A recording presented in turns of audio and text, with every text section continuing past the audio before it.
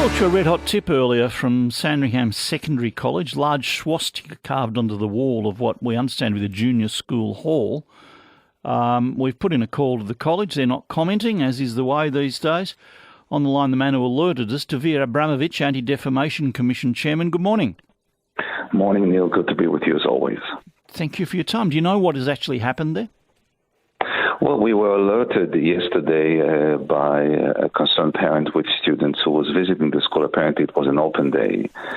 They couldn't believe what they were seeing. There was a large swastika which was carved into the glass. It's actually at the entrance to the school hall, so it's very visible. And I have to say, Neil, I never thought I would see a Nazi swastika inside the Melbourne school, but as you and I know, what was once unimaginable has now become a reality in Melbourne, and it may be an uncomfortable truth for your listeners.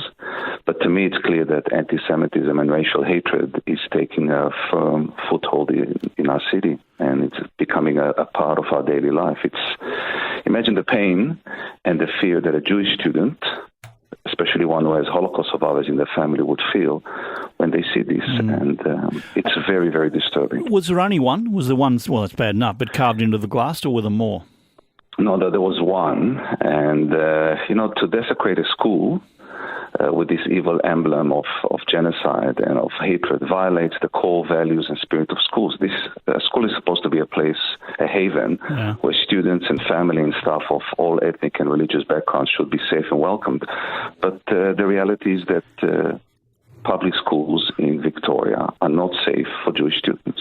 It's becoming a reality. It's very sad and it's terrifying. What public schools generally you say are unsafe for Jewish kids?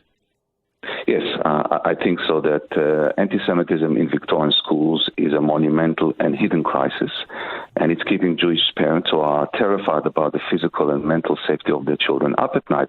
You only had to sit at the federal court listening to the tales of Jewish students at Brighton Secondary College having knives held to their throat, being kicked and punched so badly they couldn't walk. Oh, so I've seen that, but I assumed it wasn't common. Are you saying it is? It is, and look, I'm deeply concerned that we are running out of time before we go over the cliff, and public schools will become no-go zones for Jewish students. We are hearing more and more cases. In fact, we have a case now of 2 Jewish students whose parents had to pull them out of public schools because it's not safe for them. It is not safe for them. And I well up with emotion, Neil, when I hear of Jewish kids being subjected to physical assaults, bigoted stereotypes and insults, exclusion, degrading text messages, and social media lynching. Have you raised this issue with Sandringham Secondary College? We haven't had a chance yet. We wanted to, first of all, inform the public because this is a problem that we can't hide or ignore, Neil. The day is not too far when young people, and we've talked about this before, you and I, Jewish people will have to hide their faith and identity.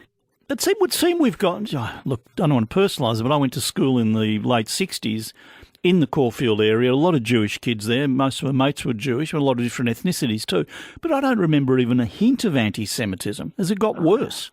Oh, yes. I mean, the darkening clouds that are gathering are keeping me up at night. And this cancer of intolerance, which in my view is spreading like wildfire, has to be dealt. I mean, just think about the actual person who carved this evil emblem.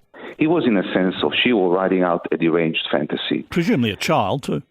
Oh, we don't know. I mean, that's a question. Who actually did this? Was it a student? Was it a visitor? Was it a staff member? We don't know. But what they were doing was to write out a deranged fantasy saying that anybody who's different is not welcome at this school. And I hope that the principal gathers every single student today and sends out an unmistakable message. Hate has consequences.